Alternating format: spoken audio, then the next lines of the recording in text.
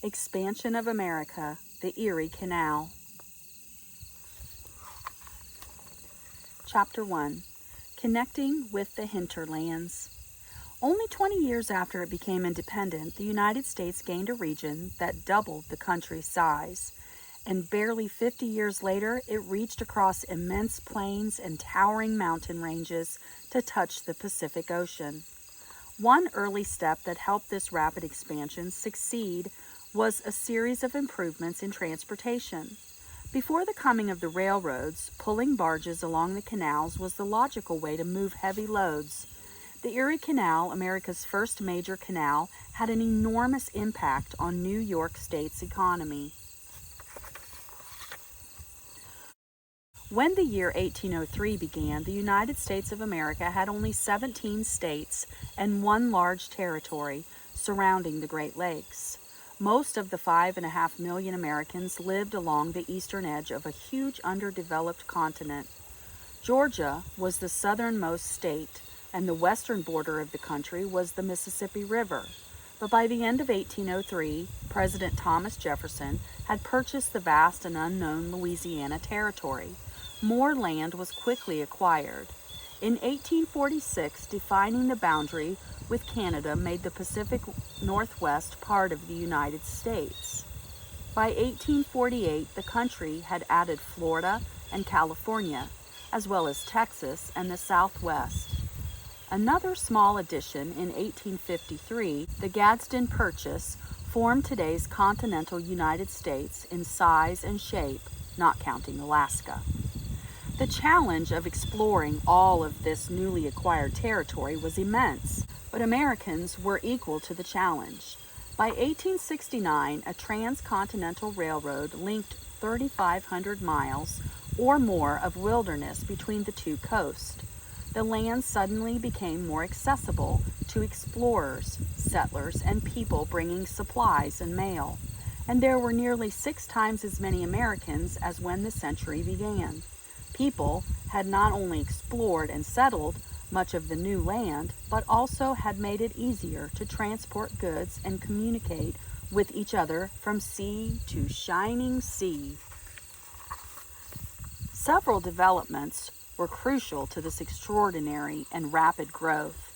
New York State's construction of the Erie Canal linked the busy Atlantic coast with the hinterlands, making people in the Great Lake region less likely to break away from the United States. And although it took a century to realize the original vision, completion of the Erie Canal made New York the leading state in both population and prosperity.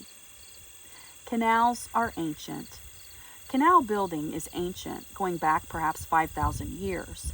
The most ancient canals known were along the Euphrates River in Mesopotamia, now Iraq, Iran, and Syria. Famous canals include the Panama Canal and the Suez Canal. The United States built the Panama Canal in 10 years. It allowed ocean travelers to cut 8,000 miles off the journey around the tip of South America. The 100-mile-long Suez Canal, which links the Red Sea with the Mediterranean, is 190 feet wide at the surface and at least 33 feet deep. The French dug it by hand over nearly a century. Chapter 2. The Barriers of Geography. In 1783, when the American Revolution ended, the region of the 5 Great Lakes was still largely out of the reach of Americans. This area was important to the new country's defense, trade and industry, and settlement. It included a major boundary between the United States and British and French colonies, now Canada, splitting 4 of the 5 lakes in half. But among existing states, only the unsettled portions of New York, Pennsylvania, and the new states of Ohio bordered on any of the Great Lakes. The lakes were part of the vast and largely empty Northwest Territory, about 300,000 square miles of land acquired by the United States at the end of the Revolutionary War. This heavily forested region had been a rich center of fur trapping and trading by the Dutch, British, and French since the 17th century. Before that, Native American tribes had hunted and lived there for centuries. The states of Ohio, Indiana, Illinois, Michigan, Wisconsin, and part of Minnesota would eventually be formed from the Northwest Territory. But in 1783, just reaching the Great Lakes took weeks or months depending on the weather. The lakes were only accessible by boat from Canada using the St. Lawrence River. American travelers could take a boat up the Hudson River 150 miles to Albany, then carry belongings and trade goods by mule-drawn wagons a dozen miles to the Mohawk River. They would then pole along the Mohawk another 100 miles, travel overland again, and finally reach Lake Ontario. However, that journey was slow and difficult, and the cliffs of the Niagara Falls blocked passages into Lake Erie. A canal to the Great Lakes would make it easier to settle and supply the region, making it rich resources such as fish, game, timber, and minerals available to growing colonial America. To America's first president, George Washington, there was another good reason to build a canal. The new United States was very loosely organized and as yet had no central government. The people of the southern states were used to trading with the Spanish and French, who still claimed Florida and the territories west of the Mississippi. Americans settling along the northern Mississippi Valley traded with the French and British in Canada. Distance and geographical obstacles such as the Appalachian Mountains discouraged settlers from trading with their eastern compatriots. Trading relationships were all important, allowing people to survive and prosper. President Washington and others worried that western and northern groups of Americans might try to join Spain or Canada or even form independent nations. A canal joining the Atlantic with the Great Lakes would tie the nation together and encourage the economic growth of these western hinterlands. Chapter 3: An Experiment in Engineering. The Erie Canal was not America's first canal, but it was the country's first major man-made navigational waterway. Older projects included a small canal dug in 1730 near Utica, New York, the minor canals in Pennsylvania and Maryland. But the Erie, built by New York States from 1817 to 1825, was a major accomplishment in American history. Its success is especially admirable given the lack of canal building knowledge in the country at the time.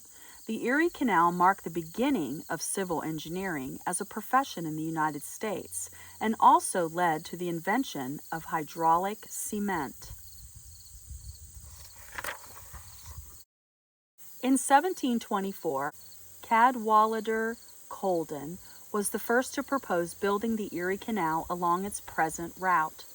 Others talked of different approaches and suggested ways of funding surveys, but nothing was approved until 1792, when the New York legislature passed an act for establishing and opening lock navigation within the state.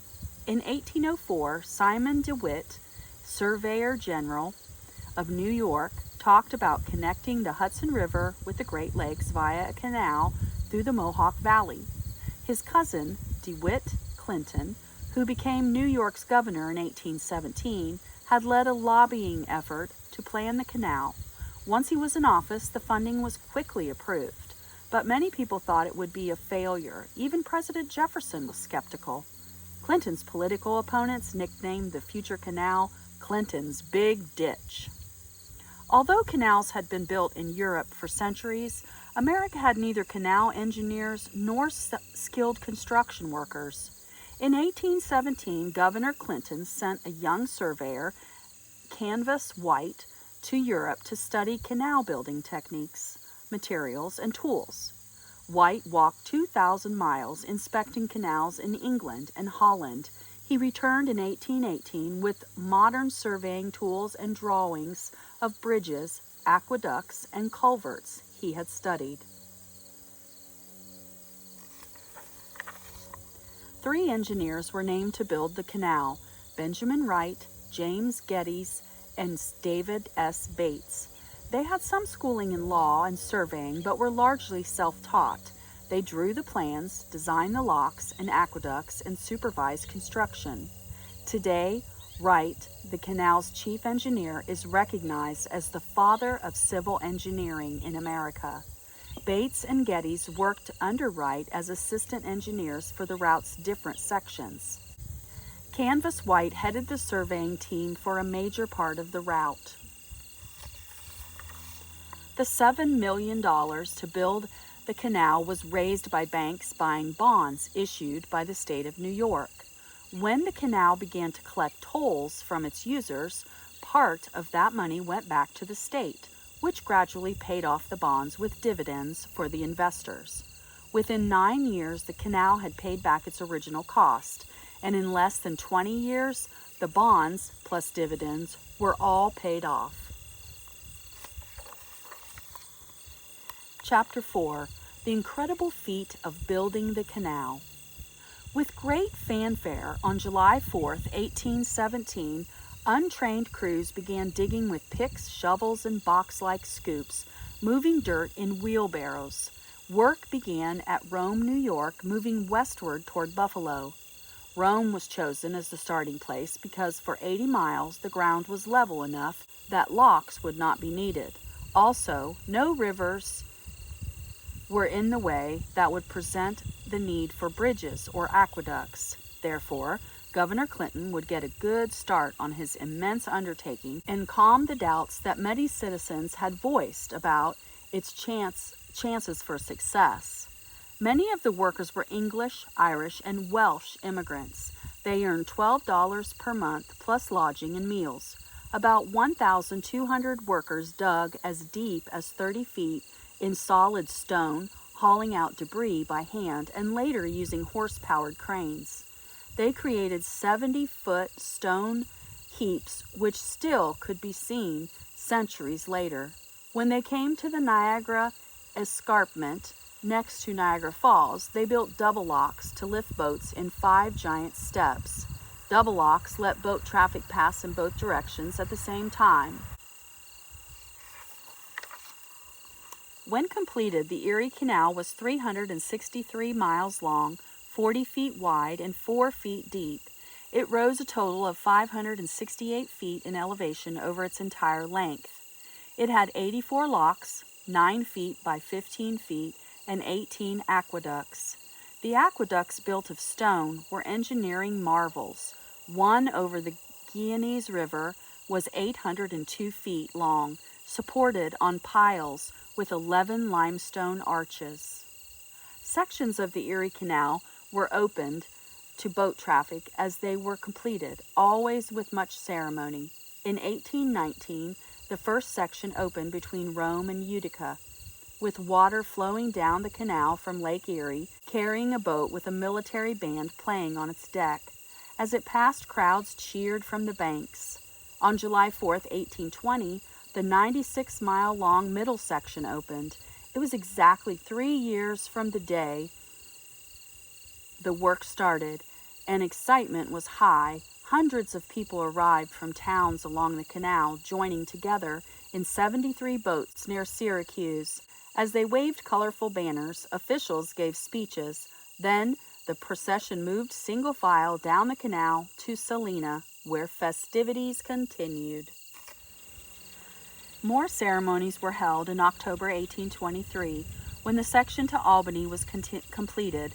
Most of the critics had been silenced by this time. On October 26, 1825, 8 years after it began, the entire Erie Canal was officially opened. Newspapers called the openings a cultural event of the first magnitude. Festivals were held throughout the state, and a procession of people 5 miles long marched through the streets of New York City toward the harbor to receive the arriving fleet of canal boats. In Buffalo, on Lake Erie, crowds gathered to see the boats off.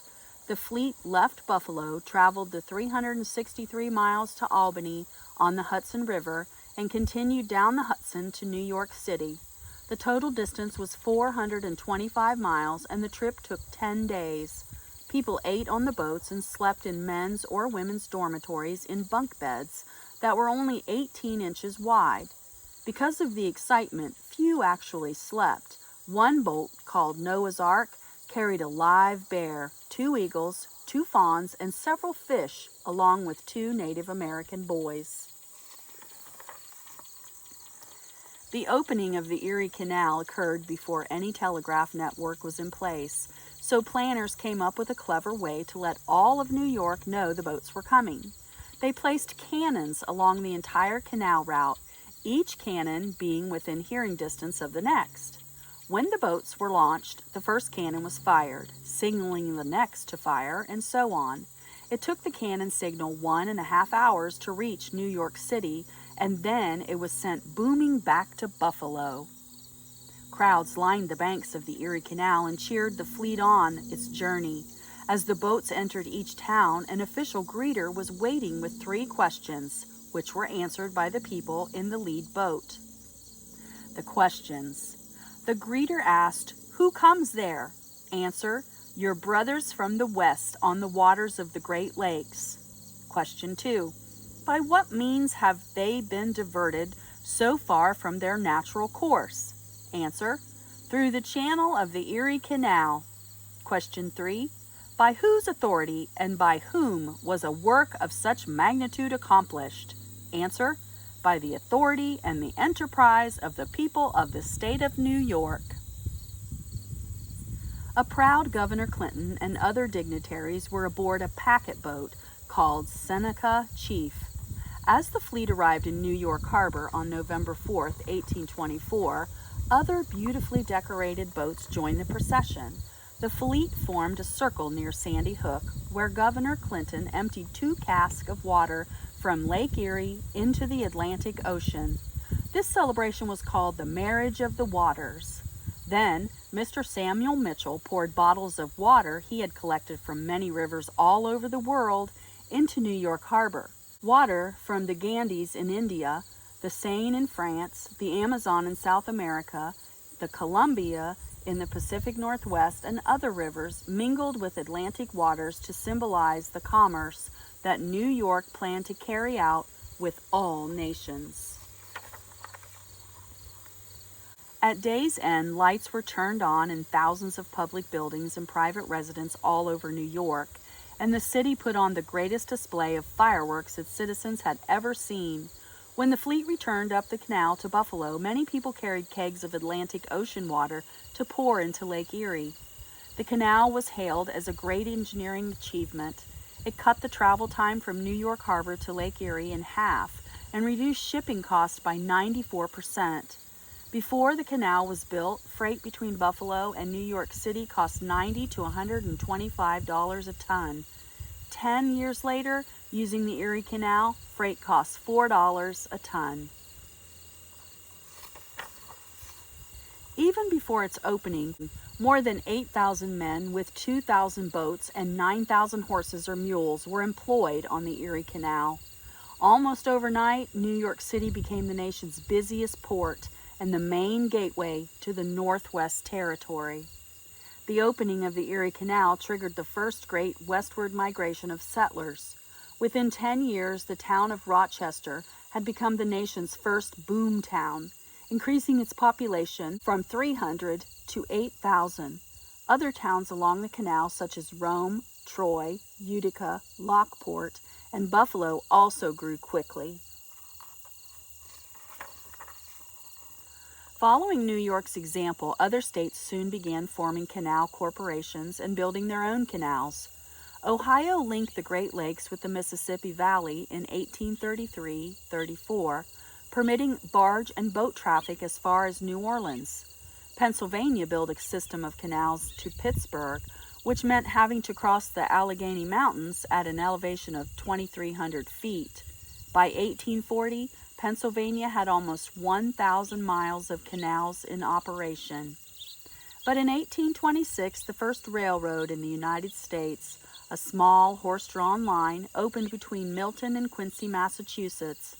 It marked the beginning of the end of canals as a principal means of heavy transportation. By 1850, a railroad system connected New York City with Buffalo, Philadelphia, and Pittsburgh, and in 1856, Chicago was added to the network. Freight companies quickly moved their businesses to railroads, which were faster and superior overall, especially in winter when canals were subject to freezing.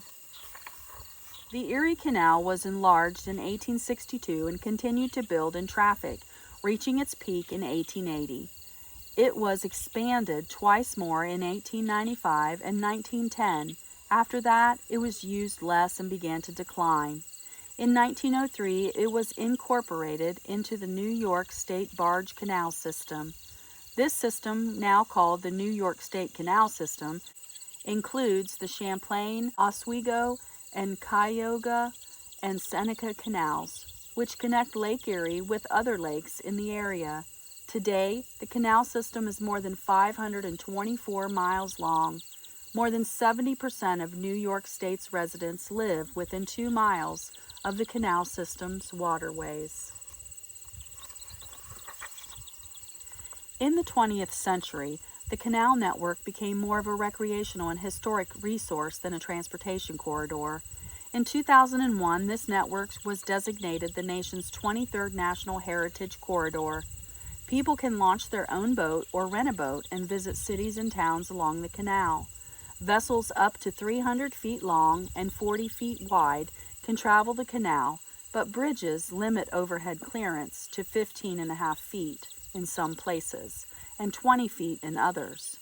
The historic towns along the route sponsor summer festivals. In Medina, motorists can drive under the Erie Canal, and in Lockport, a powerhouse that once ran the locks and 2 lift bridges is now a canal museum. The 5 locks that once carried boats up the Niagara Cliffs are now used only as a spillway, having been replaced by dual locks that lift boats 50 feet to the level of Lake Erie. Today, the Erie Canal has only 57 locks.